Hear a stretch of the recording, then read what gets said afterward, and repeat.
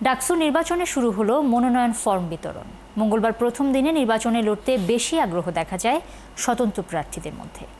তারা ফর্ম কিনেছেন মূলত সদস্য পদগুলোতে। এদিকে প্রধান নির্বাচনী কর্মকর্তা জানান, গণ অভ্যুত্থানের বিরোধী ছাত্রদের ভোটার তালিকায় ঠাঁই হবে না।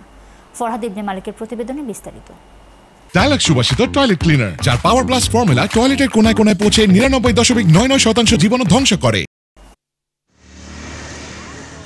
৬ বছর পর ডাকসু নির্বাচনের মনোনয়ন ফরম বিতরণ শুরু হয়েছে।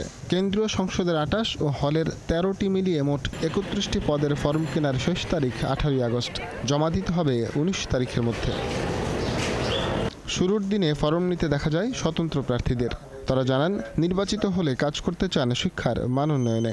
অবাধ ও সুষ্ঠুভাবে ডাকসু নির্বাচন সম্পাদন করা হয়, যার মাধ্যমে জনবান্ধব এবং ছাত্রবান্ধব প্রতিনিধি নির্বাচিত হয়ে আসে। তারা স্টুডেন্টের জন্য কাজ করে থাকে। আমি যেই ক্ষেত্রে নির্বাচিত হব, আমি সেই প্রত্যেক হলে হলে গিয়ে তাদের কি সমস্যা, সেই সমস্যাগুলো আইডেন্টিফাই করে সেই সমস্যাগুলোকে যাচাই করতে পারবো। ঢাকা বিশ্ববিদ্যালয়কে একটি আধুনিক জ্ঞান চর্চার কেন্দ্র এবং নিরাপদ বিশ্ববিদ্যালয় গড়ে তোলার যে প্রত্যয় আছে, সেই প্রত্যয় নিয়ে আমি ঢাকা বিশ্ববিদ্যালয় কেন্দ্রীয় ছাত্র সংসদ ডাকসুতে সদস্যপদে নির্বাচন করার আশায় ইচ্ছা পোষণ করছি। ফরম নিয়েছেন বিভিন্ন রাজনৈতিক দলের ছাত্র নেতারাও। মাদার অর্গানাইজেশনগুলো, ছাত্র সংগঠনগুলোকে সাধারণত এখানে রেখেছে শুধুমাত্র পাওয়ার পলিটিক্সটাকে ক্রিয়েট করে এবং বিরাজমান রাখার জন্য।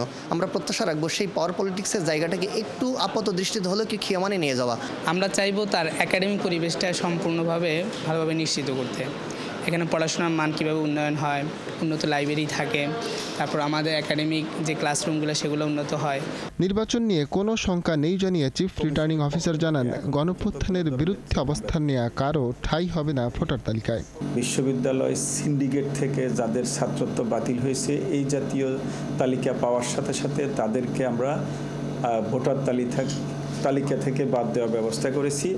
এর পরেও আমরা বলছি, যদি কেউ থেকে থাকে, সেটা যদি তথ্য প্রমাণ থাকে যে সে অপরাধী, আমরা তাকে ভোটের আগ পর্যন্ত বাদ দেওয়ার জন্য আমরা অলরেডি নোটিশ করেছি। আগামী ৯ সেপ্টেম্বর অনুষ্ঠিত হবে নির্বাচন। ফরহাদ ইবনে মালিক, ৭১, ঢাকা।